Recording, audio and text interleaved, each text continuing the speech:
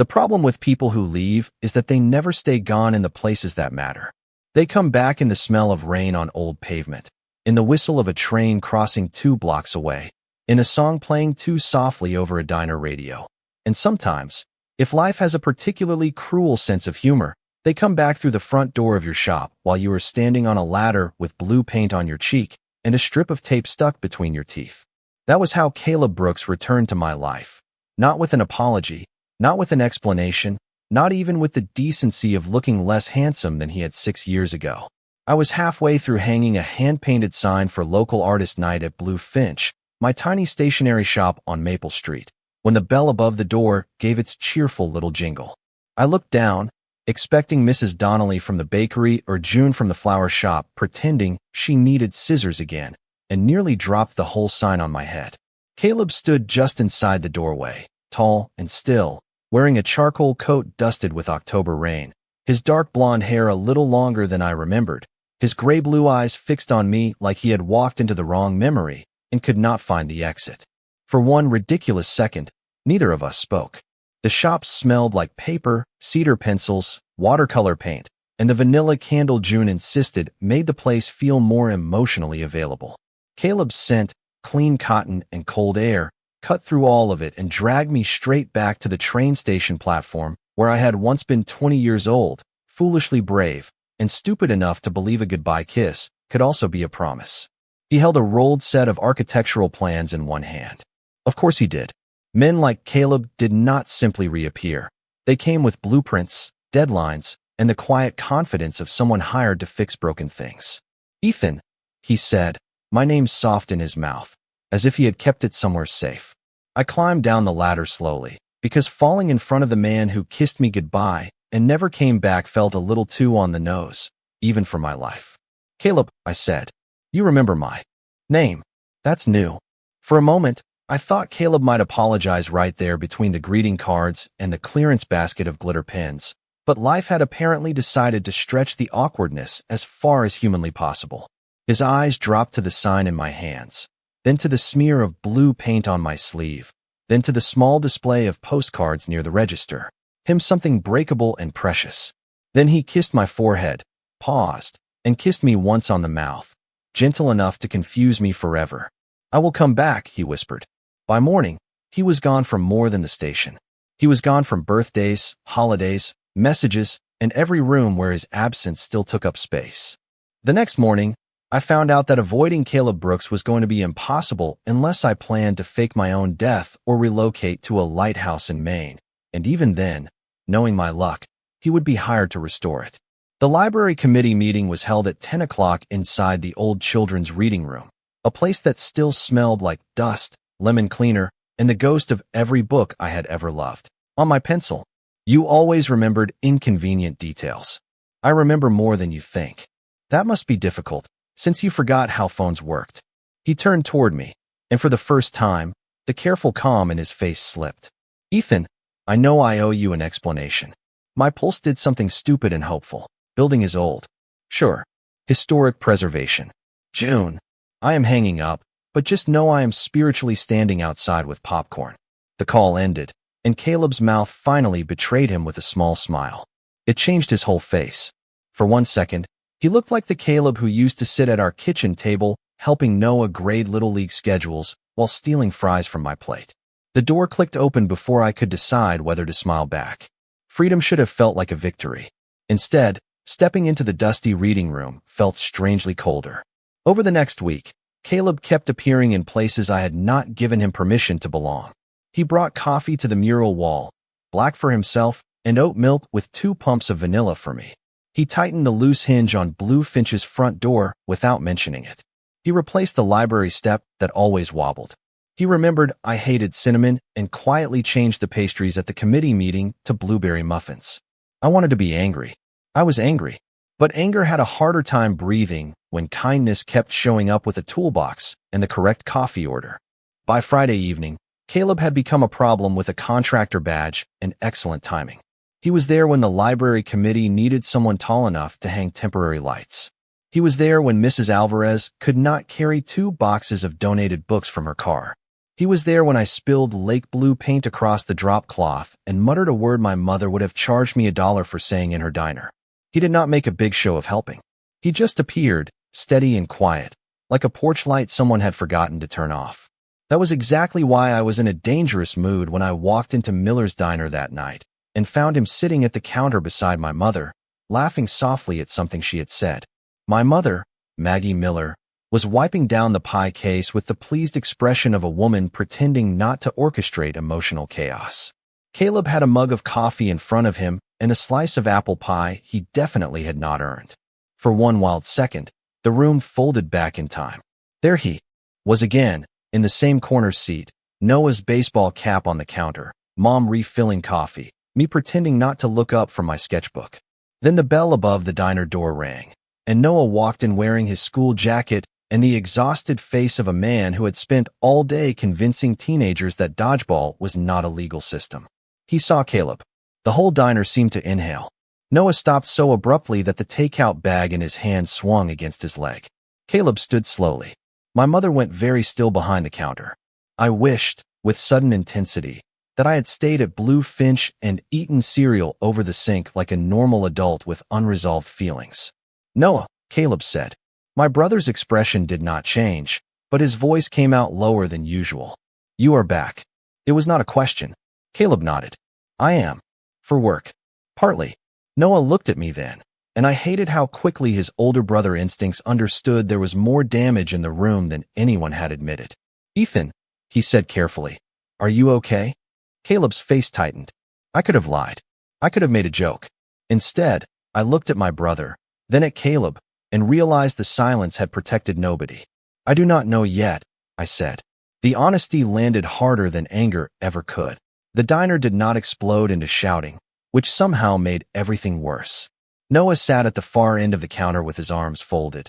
Caleb remained standing beside his untouched pie, and my mother poured 3 cups of coffee with the calm precision of a woman who had survived 2 sons, 1 mortgage, and 30 years of breakfast rushes.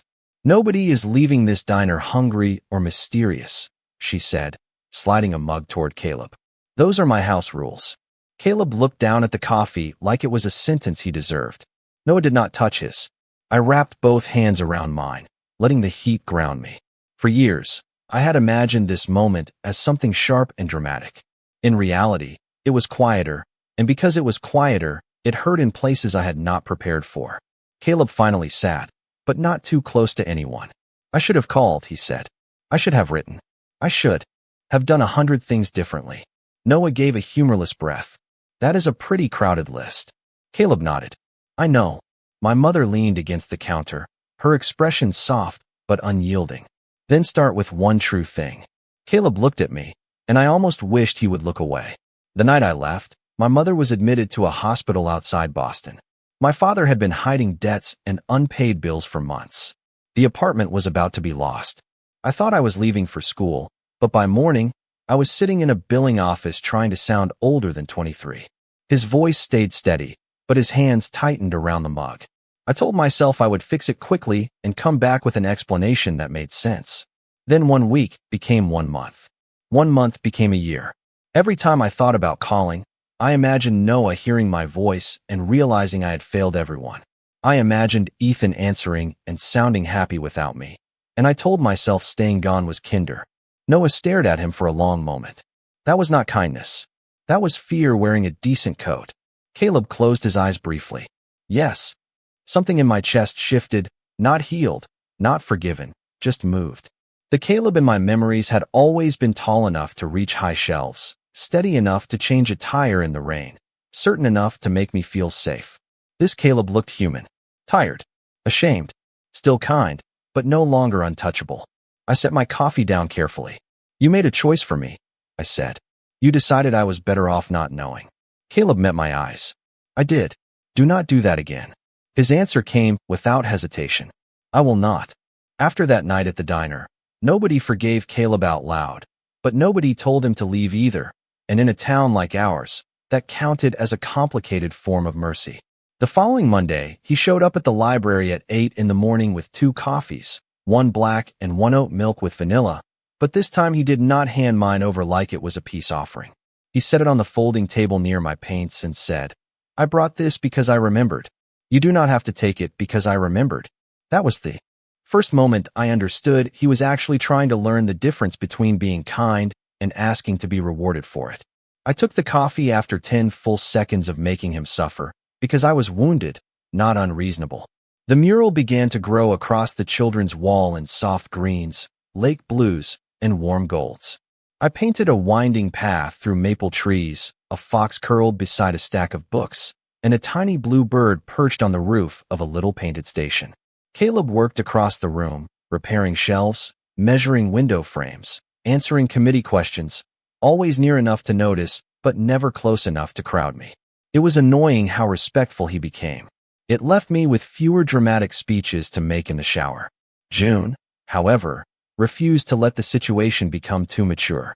She arrived one afternoon carrying a vase of sunflowers and announced, "These are for the library, not for the emotional reconstruction project happening beside the nonfiction section." Caleb coughed. I nearly painted a bird with 3 wings. Even Noah softened by inches, though he acted as if he had not. He asked Caleb to help fix a loose storage door at the high school gym, then spent 2 hours pretending they were only discussing screws, hinges, and the tragic decline of student punctuality. My mother watched all of us from behind the diner counter with the smug patience of someone who knew healing often looked like people doing errands together. Still, I did not let Caleb back in all at once. When he asked if we could have dinner, I said yes, but only at the diner, only for 1 hour, and only if he understood it was not a date. He agreed to every rule, then showed up early, sat where I could see the door, and told me before ordering that he had a work call the next morning at 9, just so there would be no disappearing, no guessing, no silence pretending to be protection. It should not have mattered that much. It did. Piece by piece, Caleb was not asking me to trust the man who left. He was introducing me to the man who had finally learned how to stay. The first real test came on a Thursday afternoon, hidden inside an ordinary email. I was at Bluefinch, packing a set of watercolor postcards for a tourist from New Hampshire, when June rushed in from the flower shop, holding her phone like it contained classified government secrets. "Do not panic," she said, which was the most efficient way to make me panic. I looked past her at the rain tapping against the front windows. Why would I panic? June made the face of someone who deeply regretted arriving before thinking of a plan. Because my cousin works at the town office, and she heard that Caleb got offered a major restoration contract in New York. My hands went still around the tissue paper. New York was only a few hours away, but some places were farther than miles. Some places were made of old silence. "Good for him," I said, and even I did not believe me. June's expression softened. "Ethan." I tied the package with twine too tightly. I said good for him. That evening, I closed the shop early and walked without deciding to the old station at the edge of town. It had not run passenger service in years, but the platform remained, weathered and quiet, with weeds growing between the boards and a faded sign that still read Maple Hollow in peeling white paint. The last time I had stood there with Caleb, I had been young enough to think a kiss could explain what words could not. Now I was older, colder, and tired of being brave after the fact. I heard footsteps behind me and did not turn around. Caleb stopped a few feet away, giving me space even when my whole body ached for him to close it. "June told you," he said. "Small towns are very committed to ruining surprises. I was going to tell you tonight." I laughed once softly. That sentence has a long history of not helping us. He stepped beside me, not touching, just standing with his hands in his coat pockets while the rain turned the track silver. "It is a 3-week consulting contract," he said. "Not a move. Not a disappearance." I already wrote back with my terms. Remote work after the first meetings, clear schedule, return date, everything in writing. My throat tightened because part of me wanted to be relieved and part of me hated that relief still felt like surrender. Life to prove you care about me. Caleb looked at me then, honest and steady. "I am not shrinking it. I am finally letting someone else know where I am going." The words settled between us, warmer than the rain. This time, he did not kiss me to make leaving beautiful. He pulled a folded printout from his pocket and handed it to me, the return date circled in blue ink. "I leave Monday," he said. "I come back 21 days later. I will call every night unless you tell me not to. And if anything changes, you will hear it from me first." I stared at the paper until the numbers blurred. Then I folded it carefully, and put it in my coat pocket. Okay, I said. It was not forgiveness. It was not certainty. But it was a door opening instead of closing. And for once, Caleb stayed beside me long enough to watch me walk through it. Caleb came back on a Sunday afternoon while I was painting the final bird on the library wall, which felt almost too poetic until I realized I had blue paint on my nose and a peanut butter cracker stuck to my sleeve. The children's room was nearly finished, glowing with soft maple leaves, little foxes, open books, and a winding path that led toward a tiny station with warm yellow windows. I was standing on the same ladder where this whole strange chapter had begun, except this time, I was not waiting for the door. I was working.